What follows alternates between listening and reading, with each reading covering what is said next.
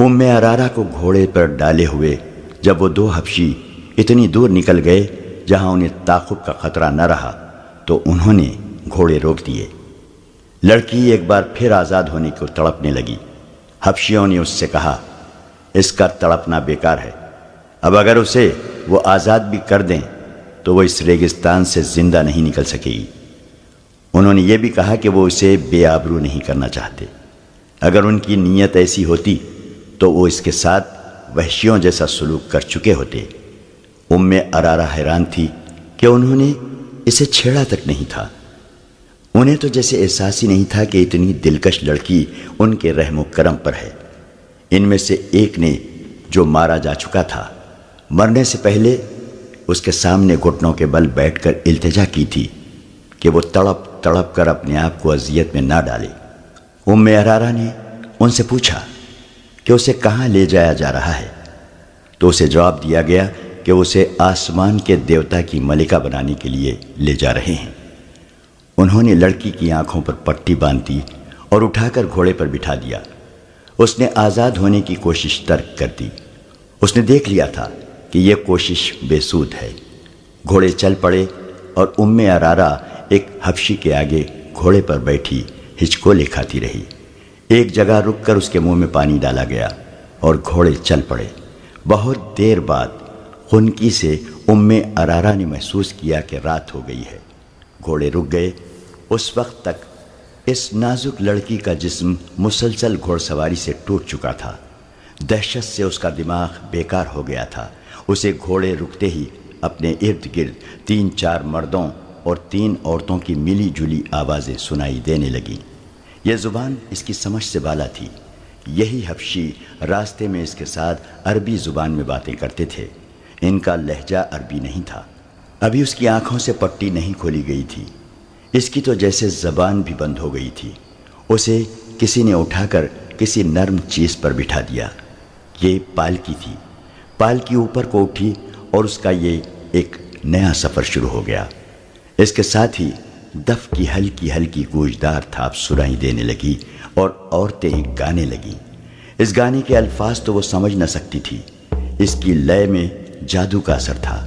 یہ اثر ایسا تھا جس نے ام ارارہ کے خوف میں اضافہ کر دیا، لیکن اس خوف میں ایسا تاثر بھی پیدا ہونے لگا جیسے اس پر نشہ یا خمار طاری ہو رہا ہو۔ رات کی خنکی خمار میں لذت سی پیدا کر رہی تھی۔ ام ارارہ نے یہ چاہتے ہوئے کہ وہ پالکی سے کود جائے اور بھاگ اٹھے اور یہ لوگ اسے جان سے مار دیں، اس نے ایسی جرأت نہ کی۔ وہ محسوس کر رہی تھی کہ وہ ان انسانوں کے قبضے میں نہیں بلکہ کوئی اور ہی طاقت ہے جس نے اس پر قابو پا لیا ہے، اور اب وہ اپنی مرضی سے کوئی حرکت نہیں کر سکے گی۔ وہ محسوس کرنے لگی کہ پالکی بردار سیڑھیاں چڑھ رہے ہیں۔ وہ چڑھتے گئے۔ کم و بیش 30 سیڑھیاں چڑھ کر وہ ہموار چلنے لگے اور چند قدم چل کر رک گئے۔ پالکی زمین پر رکھ دی گئی۔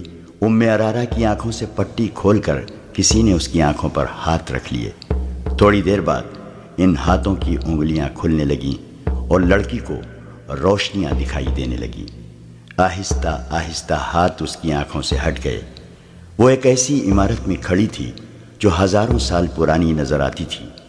گول ستون اوپر تک چلے گئے تھے۔ ایک وسیع ہال تھا جس پر فرش روشنیوں میں چمک رہا تھا۔ دیواروں کے ساتھ ڈنڈے سے لگے ہوئے تھے اور ڈنڈوں کے سروں پر مشعلوں کے شعلے تھے۔ اندر کی فضا میں ایسی خوشبو تھی جس کی مہک اس کے لیے نئی تھی۔ دف کی ہلکی ہلکی تھاپ اور عورتوں کا گیت اسے سنائی دے رہا تھا۔ یہ تھاپ اور یہ لے حال میں ایسی گونج پیدا کر رہی تھی جس میں خواب کا تاثر تھا۔ اس نے سامنے دیکھا، ایک چبوترا تھا جس کی 8-10 سیڑھیاں تھیں۔ چبوترے پر پتھر کے بت کا منہ اور سر تھا۔ اس کی ٹھوڈی کے نیچے تھوڑی سی گردن تھی۔ تھوڑی سی ماتھے تک یہ پتھر کا چہرہ قداور انسان سے بھی 1.5-2 فٹ اونچا تھا۔ منہ کھلا ہوا تھا جو اتنا چوڑا تھا کہ ایک آدمی ذرا سا جھک کر اس میں داخل ہو سکتا تھا۔ منہ میں سفید دانت بھی تھے۔ یوں لگتا تھا جیسے یہ چہرہ قہقہ لگا رہا ہو۔ اس کے دونوں کانوں سے ڈنڈے نکلے ہوئے تھے جن کے باہر والے سروں پر مشعلیں جل رہی تھیں۔ اچانک اس کی آنکھیں جو کم و بیش گز گز بھر چوڑی تھیں چمکنے لگی، ان میں روشنی پھوٹنے لگی، عورتوں کے گیت کی لے بدل گئی، دف کی تھاپ میں جوش پیدا ہو گیا، پتھر کے منہ کے اندر روشنی ہو گئی۔ لمبے لمبے سفید چوکے پہنے ہوئے دو آدمی جھک کر منہ سے باہر آئے۔ منہ کے آگے 3 سیڑھیاں تھیں۔ ان آدمیوں کے رنگ سیاہ اور سروں پر پرندوں کے لمبے لمبے رنگا رنگ پر بندھے ہوئے تھے۔ منہ سے باہر آ کر ایک دائیں طرف اور ایک بائیں طرف کھڑا ہو گیا۔ مان بعد پتھر کے منہ میں ایک اور آدمی نمودار ہوا، وہ بھی جھک کر باہر آیا۔ وہ ذرا بوڑھا لگتا تھا، اس کا چوغا سرخ رنگ کا تھا اور اس کے سر پر تاج تھا۔ ایک سانپ جو مصنوعی تھا اس کے دائیں کندھے پر کنڈلی مارے اور پھن پھیلائے بیٹھا تھا، اور ایک بائیں کندھے پر۔ دونوں سانپوں کے رنگ سیاہ تھے۔ ارارا پر ایسا روب طاری ہوا کہ وہ سن ہو کے کھڑی رہی۔ یہ آدمی جو اس قبیلے کا مذہبی پیشوا یا پروہت تھا، چبوترے کی سیڑھیاں اتر آیا۔ وہ آہستہ آہستہ ارارا تک آیا اور دونوں گھٹنے فرش پر رکھ کر اس نے لڑکی کے دونوں ہاتھ اپنے ہاتھوں میں لے کر چوم لیے۔ اس نے لڑکی سے عربی زبان میں کہا، تم ہو وہ خوش نصیب لڑکی جسے میرے دیوتا نے پسند کیا ہے، میں تمہیں مبارکباد پیش کرتا ہوں۔ ارارا بیدار ہو گئی۔ اس نے روتے ہوئے کہا، میں کسی دیوتا کو نہیں مانتی۔ اگر تم دیوتاؤں کو مانتے ہو تو میں تمہیں انہی کا واسطہ دے کر کہتی ہوں کہ مجھے چھوڑ دو۔ مجھے یہاں کیوں لائے ہو؟ یہاں جو بھی آتی ہے یہی کہتی ہے، پروہت نے کہا، لیکن اس پر اس مقدس جگہ کا راز کھلتا ہے تو کہتی ہے کہ میں یہاں سے جانا نہیں چاہتی۔ میں جانتا ہوں تم مسلمانوں کے خلیفہ کی محبوبہ ہو، مگر جس نے تمہیں پسند کیا ہے اس کے آگے دنیا کے خلیفے اور آسمانوں کے فرشتے سجدے کرتے ہیں۔ تم جنت میں آ گئی ہو۔ اس نے چوغے کے اندر سے ایک پھول نکالا اور ارارا کی ناک کے ساتھ لگا دیا۔ ارارا حرم کی شہزادی تھی۔ اس نے ایسے ایسے عطر سونگے تھے جو اس جیسی شہزادیوں کے سوا اور کوئی خواب میں بھی نہیں سونگ سکتا تھا، مگر اس پھول کی بو اس کے لیے انوکھی تھی۔ یہ بو اس کی روح تک اتر گئی۔ اس کی سوچوں کا رنگ ہی بدل گیا، اس کی نظروں کے زاویے بدل گئے۔ پروہت نے کہا، یہ دیوتا کا تحفہ ہے، اور اس نے پھول اس کی ناک سے ہٹا لیا۔ ارارا نے ہاتھ آہستہ آہستہ آگے کیا اور پروہت کا پھول والا ہاتھ پکڑ کر اپنی ناک کے قریب لے آئی۔ پھول سونگ کر خمار آلود آواز میں بولی، کتنا دل نشین تحفہ ہے، آپ یہ مجھے دیں گے نہیں؟ کیا تم نے تحفہ قبول کر لیا ہے؟ پروہت نے پوچھا۔ اس کے ہونٹوں پر مسکراہٹ تھی۔ ہاں، ارارا نے جواب دیا، میں نے یہ تحفہ قبول کر لیا ہے۔ اس نے پھول کو ایک بار پھر سونگا اور اس نے آنکھیں بند کر لی، جیسے اس کی مہک کو اپنے وجود میں جذب کرنے کی کوشش کر رہی ہو۔ دیوتا نے بھی تمہیں قبول کر لیا ہے، پروہت نے کہا، اور پوچھا، تم اب تک کہاں تھی؟ لڑکی سوچ میں پڑ گئی، جیسے کچھ یاد کرنے کی کوشش کر رہی ہو۔ سر ہلا کر بولی، میں یہیں تھی۔ نہیں، میں ایک اور جگہ تھی۔ مجھے یاد نہیں کہ میں کہاں تھی۔ تمہیں یہاں کون لایا ہے؟ کوئی بھی نہیں، ارارا نے جواب دیا، میں خود آئی ہوں۔ تم گھوڑے پر نہیں آئی تھی؟ نہیں، لڑکی نے جواب دیا، میں اڑتی ہوئی آئی ہوں۔ کیا راستے میں صحرا اور پہاڑ اور جنگل اور ویرانے نہیں تھے؟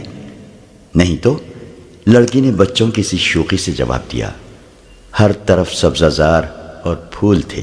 تمہاری آنکھوں پر کسی نے پٹی نہیں باندھی تھی؟ پٹی؟ نہیں تو، لڑکی نے جواب دیا، میری آنکھیں کھلی ہوئی تھیں اور میں نے رنگ برنگے پرندے دیکھے تھے، پیارے پیارے پرندے۔ پروہت نے اسے مسکرا کر دیکھا اور گھوم کر پتھر کے محیب چہرے کی طرف چل پڑا۔ دو لڑکیوں نے ارارا کے ہاتھ تھام لیے اور پروہت کے پیچھے پیچھے چل پڑی۔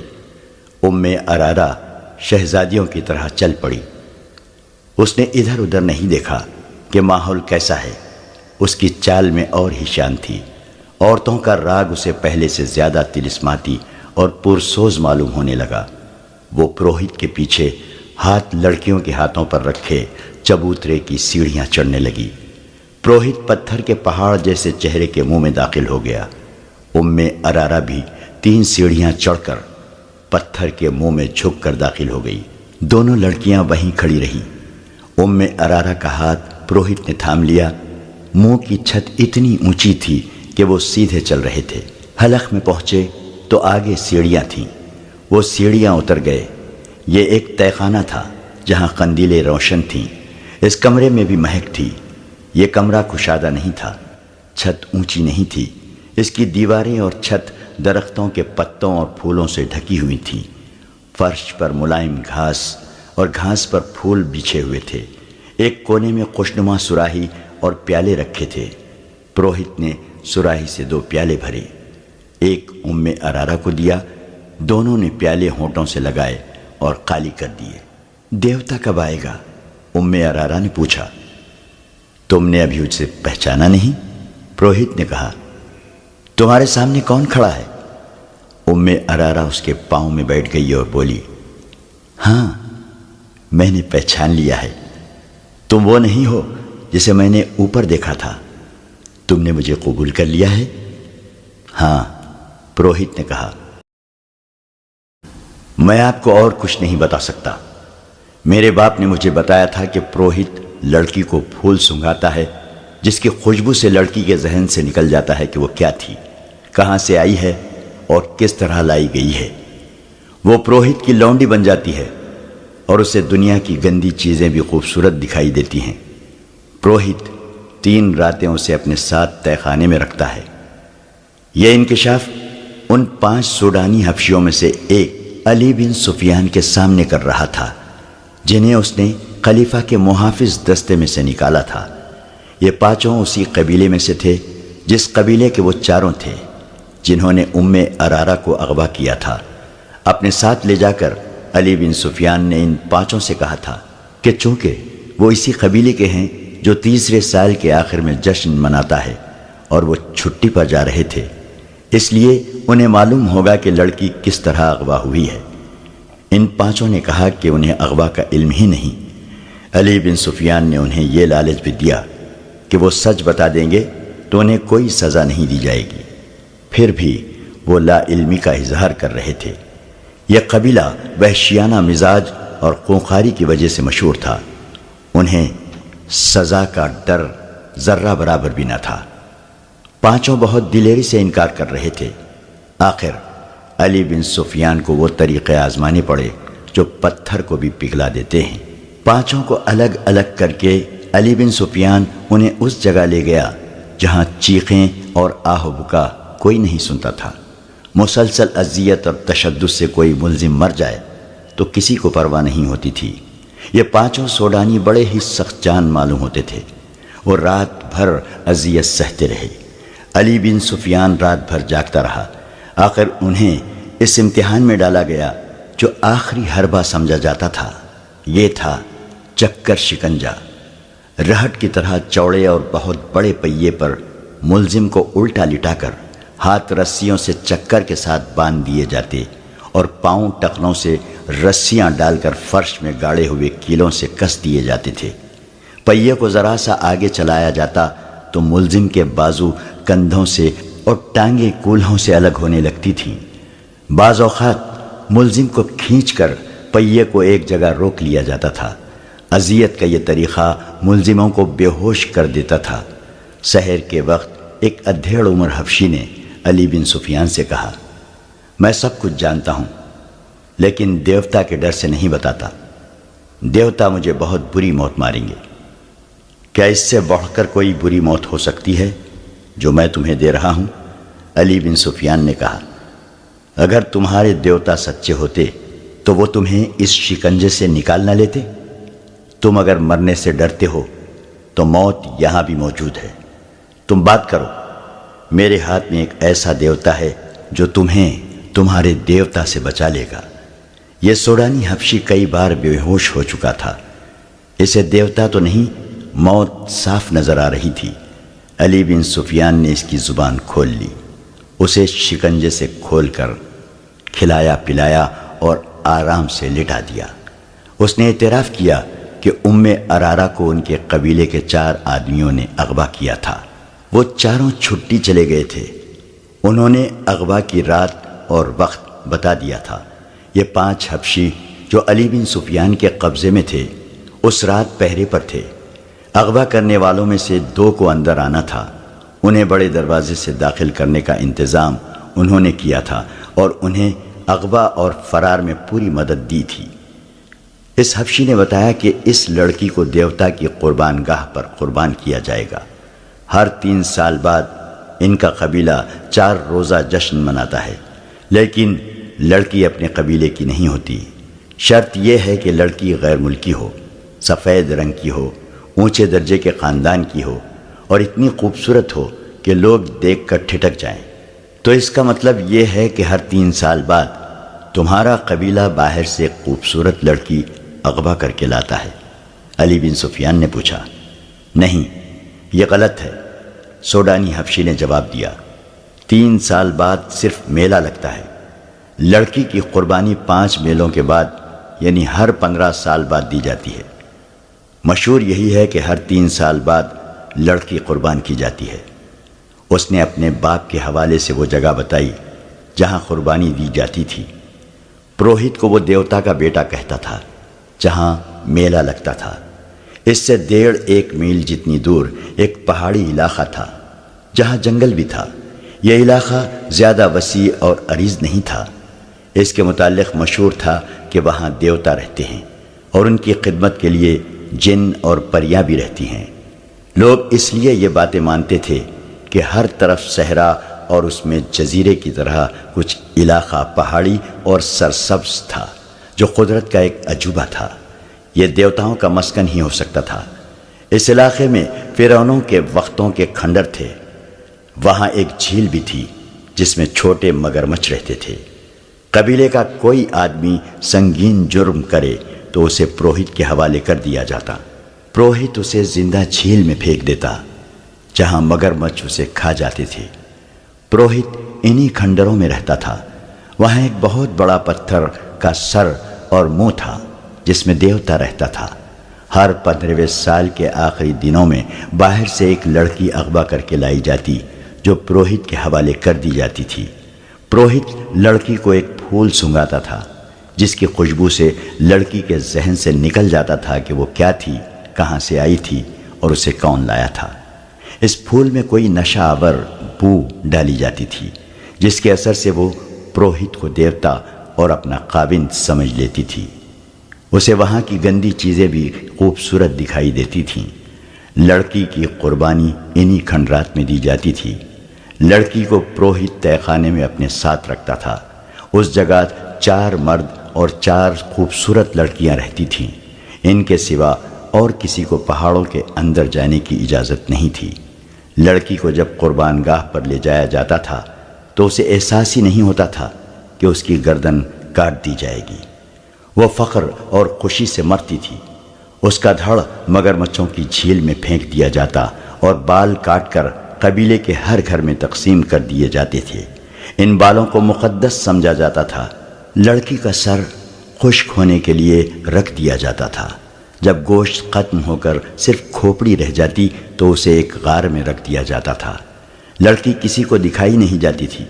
15 سال پورے ہو رہے ہیں اب کہ لڑکی کی قربانی دی جائے گی۔ اس حبشی نے کہا، ہم 9 آدمی مصر کی فوج میں بھرتی ہوئے تھے۔ ہمیں چونکہ نڈر اور وحشی سمجھا جاتا ہے اس لیے ہمیں خلیفہ کے محافظ دستے کے لیے منتخب کر لیا گیا۔ 2 مہینے گزرے، ہم نے اس لڑکی کو دیکھا۔ ایسی خوبصورت لڑکی ہم نے کبھی نہیں دیکھی تھی۔ ہم سب نے فیصلہ کر لیا کہ اس لڑکی کو اٹھا لے جائیں گے اور قربانی کے لیے پیش کریں گے۔ ہمارے ایک ساتھی نے جو کل مارا گیا ہے اپنے گاؤں جا کر قبیلے کے بزرگ کو بتا دیا تھا کہ اس بار قربانی کے لیے ہم لڑکی لائیں گے۔ ہم نے لڑکی کو اغوا کر لیا۔